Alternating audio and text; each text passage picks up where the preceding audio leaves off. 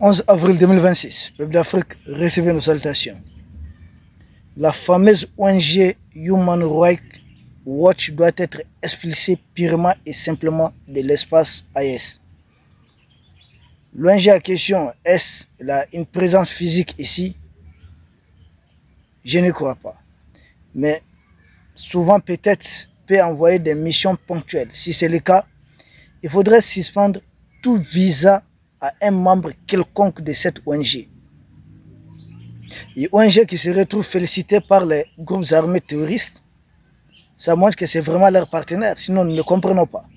À présent, l'ONG en question n'a publié aucun communiqué pour condamner, c'est désolidariser des groupes armés terroristes.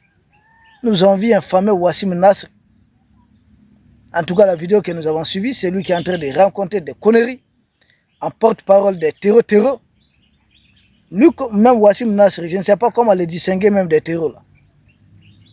Et l'ONG en question, Human Rights, qui est d'ailleurs financé en grande partie, n'oubliez pas, en 2010, George Soros avait donné jusqu'à 100 millions de dollars d'aide à cette ONG. Or, qui est George Soros? C'est ce monsieur qui est derrière beaucoup de déstabilisations. Il est devenu milliardaire avec une spéculation contre la Banque d'Angleterre. Un monsieur de l'État profond, George Soros, pour qui s'intéresse un peu à des questions géopolitiques, doit savoir qui c'est. Ce monsieur, ce n'est pas quelqu'un d'ordinaire. Il est dans les sales coups. L'ONG Human Rights qui dit ne pas vouloir des fonds des États. J'ai dit, mais vous, à l'origine, là, quand vous créez, dans les années, je ne sais pas, 75, 78 là-bas, quand vous créez, c'était pour surveiller les accords d'Helsinki. Ce n'était pas pour vous propager, vous étendre en Afrique. En 78 à 79, vous, ONG Human Rights, vous êtes dit que vous êtes l'observatoire pour surveiller cela. Et cet accord-là concernait quoi? C'est un accord entre les deux blocs qui s'affrontaient. On était en pleine guerre froide. Entre l'Est et puis l'Ouest. L'Union soviétique et puis l'Occident, les pays de l'OTAN. Il fallait surveiller certaines choses. Il y avait certains cadres, certaines libertés entre les deux blocs. C'est une structure qui a été mise en place pour accompagner la concurrence entre ces deux blocs. Et mais vous retrouvez maintenant à venir soutenir les terroristes ici. Ils disent, ouais, à partir des années 80, ils sont projetés dans le reste du monde. J'ai dit, avec quel mandat? Vous êtes une ONG privée. Ce que nos États peuvent faire, ce n'est pas compliqué. S'ils avaient une présence, il s'agit de leurs employeurs et employés, s'ils avaient une présence physique établie ici, il faudrait y mettre fin, simplement. Si c'est des missions ponctuelles, il faut interrompre toute mission ponctuelle dans ce sens. Et si c'est à base des enquêtes, qui fait ces enquêtes? C'est des agents de renseignement, des agents de la DGS et autres. Donc, si on met la main sur un de leurs enquêteurs, il faudrait de grâce faire ce que la Chine a fait. Vous savez, il y a des pays qu'on n'ose pas infiltrer jusqu'à un certain niveau. Il n'y a pas longtemps, un citoyen de chez la jeune française a été tout simplement exécuté en Chine. Oui, parce qu'il a été pris mettre dans les sacs dans le cadre d'un trafic de drogue. Vous les avez vus faire beaucoup de bruit parce que la Chine tient leurs dettes. La Chine tient leurs dettes. Ils n'osent pas. Mais la Chine, c'est une véritable puissance. C'est pourquoi nous autres, nous devons travailler à être véritablement puissants. La puissance ne respecte que la puissance. Macron qui parlait d'herbivores et autres. Ce sont les Macron là qui sont en train d'utiliser ces ONG. Et puis Wassim Nasr, ça dit c'est une chaîne. C'est un maillon complet. C'est une chaîne. Les médias français ont leur rôle à jouer. Les fameuses ONG ont leur rôle à jouer. Les terroristes là ont leur rôle à jouer. Ils sont partagés les tâches. Les terroristes attaquent. Quand nous ripostons contre eux, les ONG là viennent. Ah, on va prendre des rapports et les médias français prennent. C'est de n'importe quoi, quoi. C'est de n'importe quoi. Ces ONG-là, il faut tout simplement les bannir. Toute ONG qui roule pour les intérêts ou qui essaie de jouer à quoi là? Nous sommes des pays en guerre. vos histoires de neutralité haute là. Allez dire ça quelque part. La guerre au niveau de la bande de Gaza, vous savez, il y a combien de journalistes qui ont perdu la vie? Nous condamnons certes. Plus de 200, hein, il me semble. Là-bas, au Liban, en Irak et autres, on parle de centaines de journalistes. C'est nous ici, on vient nous embêter. Où les journalistes, là, vaquent à leur occupation, font très correctement leur... C'est-à-dire, je ne comprends pas quoi. C'est quoi leur problème? Pourquoi vouloir harceler les pays de l'Est jusqu'à ce point? Je ne comprends pas. C'est un harcèlement. Mais c'est des gens qui sont mis en mission. L'autre jour, j'attendais que ouais, le Mali a suspendu les vols humanitaires. J'ai dit, allez-y doucement avec vos histoires de vols humanitaires. Ça, c'est toujours dans le prolongement. Parce que quand nous avons décidé de mettre la MINUSMA dehors, il y a certains volets peut-être qu'on a gardés sur place. Vols humanitaires là, il ne faut pas que ce soit des vols d'espionnage. Nos autorités ont le droit de vérifier. Donc je ne vois pas pourquoi les médias français s'en mêlent. C'est quoi votre problème? Et vous avez vu il n'y a pas longtemps encore un autre média français qui publie que le Mali a reçu beaucoup de véhicules militaires transportés par un navire russe qui serait sous sanction. J'ai dit, mais qu'est-ce que vous voulez? Vos ONG, vos médias et autres. Nous devons mettre tous ces gens dehors là. Vous savez, le temps de la guerre, ce n'est pas le temps de jouer à certaines questions. Démocratie à la française, démocratie, c'est pas à l'occidentale, démocratie. Les pays se cherchent d'abord. Ils nous attaquent. C'est une guerre par procuration. Plusieurs pays derrière. Nous défendons. Et tous les moyens sont bons pour se défendre. Nous avons eu l'Iran en guerre. Personne n'ose manifester contre les autorités en place. Parce que ça serait affaiblir les pays de l'intérieur.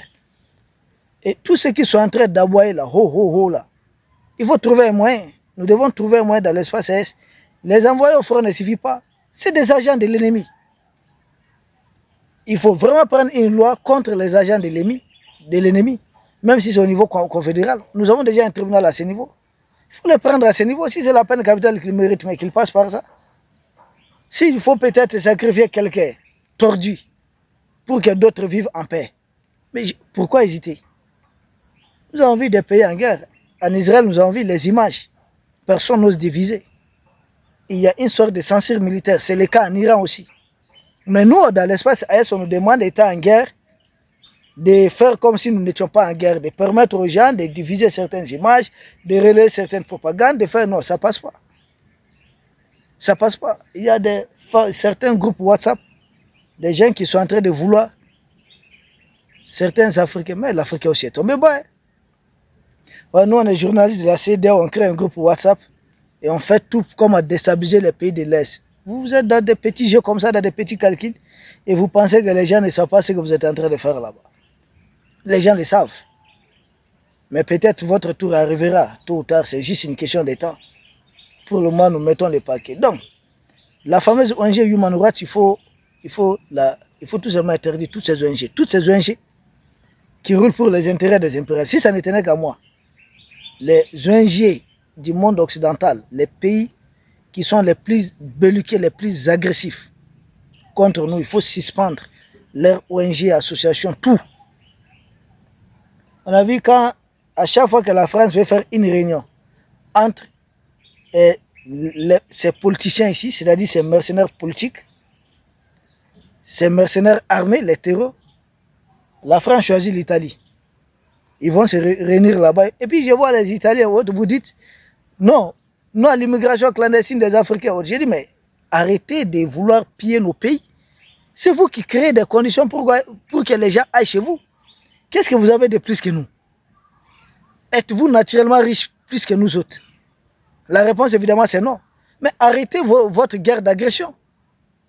Je suis tellement déçu de cette dame qui dirige l'Italie. Avant d'arriver au pouvoir, elle-même elle a tenu ce discours qu'à travers certains mécanismes, la France est en train d'appauvrir les pays africains.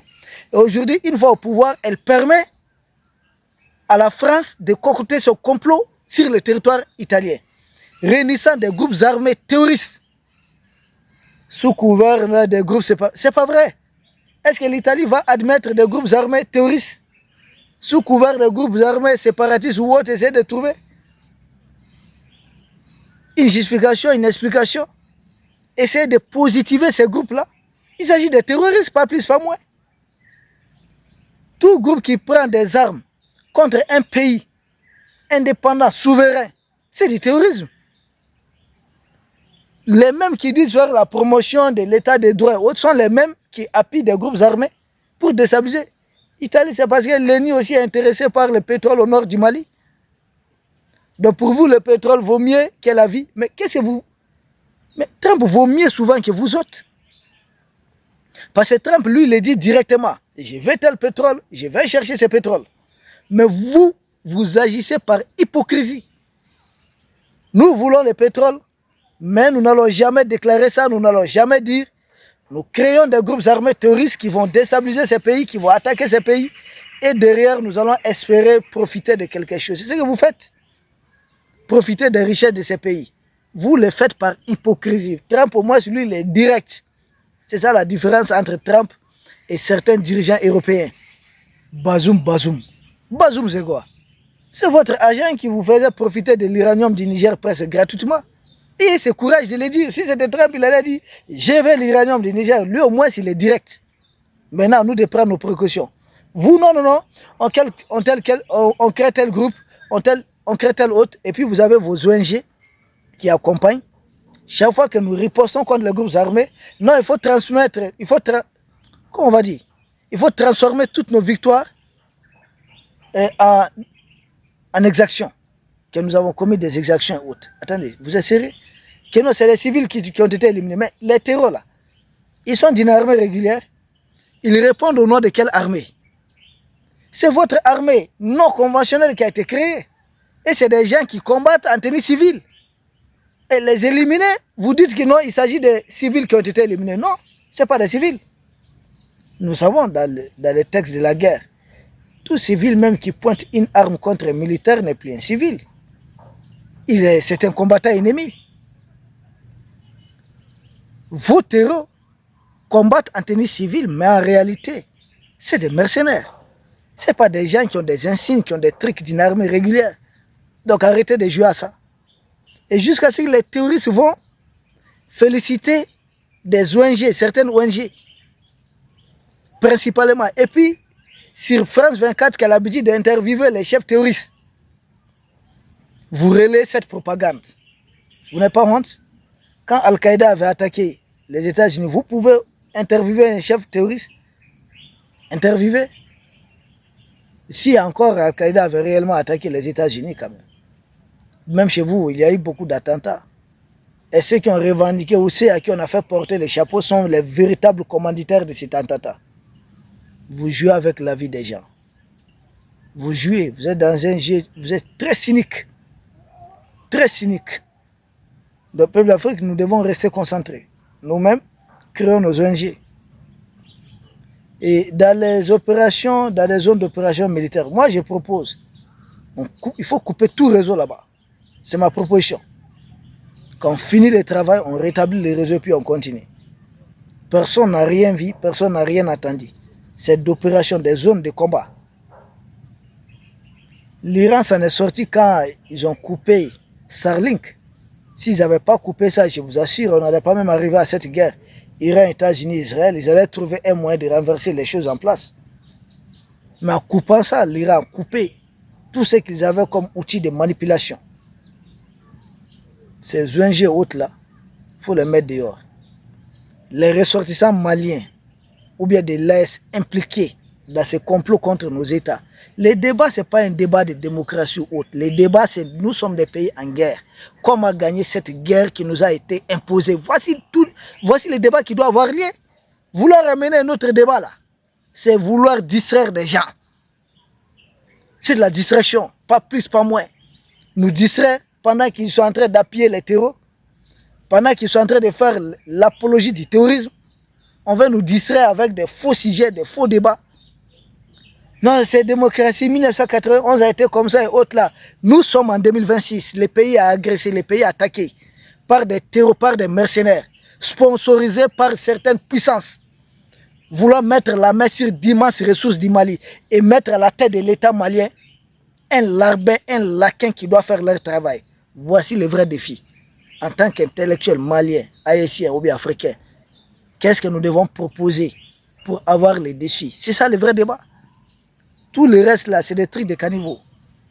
Le vrai débat, c'est ça. Notre priorité, c'est la sécurité. Je ne connais pas un seul pays au monde qui a été engagé dans une guerre jusqu'à notre niveau et que ces pays se mettent à discuter des questions, je ne sais pas, de démocratie ou de quoi, de monarchie et autres. Il ne faut pas distraire les gens. L'heure n'est pas à la forme de la gouvernance. L'heure aujourd'hui est à comment accompagner notre armée pour avoir les défis sur ces ennemis-là, ces apatrides, ces terroristes, ces mercenaires qui sont en train de nous attaquer. C'est de cela qu'il est question. Comment fédérer tout le monde autour de cet objectif? C'est de cela qu'il est question. Le vrai débat qu'il faut mettre sur la table, c'est ça. Comment gagner, comment triompher, comment finir définitivement avec cette guerre, malgré le soutien massif de Macron, de Zelensky et d'autres puissances, de certaines monarchies de Golfe. Malgré ça, la junte algérienne, certains pays de la CEDEAO, malgré tout cela, comme en tant que Maliens, en tant qu'Haïtiens, en tant que djinns africains, nous pouvons avoir les défis. C'est ce qu'il faut proposer aux gens. Ils n'ont pas être là en train de nous distraire dans des faux débats. Mais nous étions dans leur fameuse démocratie quand nous avons été attaqués. Il y avait un président élu au Mali, le président Madou Toumani Touré. On n'était pas préparé militairement. C'est pourquoi tout est parti de là. Ils nous ont envahis depuis la Libye. Mais qu'est-ce qu'on a fait? Qu'est-ce qu'on a demandé? Et nous avons, le président a été renversé. Ils nous ont dit, bon, faites la transition, acceptez le retour à l'ordre constitutionnel, la CEDEAO vous accompagne, et puis on va finir avec cette crise. On a fait une élection, le président Ibeka a été élu, puis il a été réélu. Les mêmes problèmes ont continué. On nous a même fait signer un accord qui signe la partition du Mali quand nous étions en position de faiblesse. On dit le fameux accord d'Alger, à lieu et place, il fallait seulement signer, si c'est le fait. Oh, ils nous ont mis dans tout ça. Malgré cela, ils continuent de vouloir nous déstabiliser. Mais finalement, c'est quoi? Et c'est le problème d'élection. Ibeka a été élu dans ça. Il a été réélu, mais il a finalement été renversé. Et ce sont les mêmes qui parlent de la démocratie aujourd'hui. Certains politiciens qui ont mis en place un mouvement M5. Ils ont pris la rue, ils ont dit il faut renverser le président. Mais attendez, finalement, qu'est-ce que ces gens-là nous veulent? Peuple d'Afrique, nous vous remercions. Et nous espérons vous retrouver demain pour un autre sujet au sommet de l'actualité. Merci.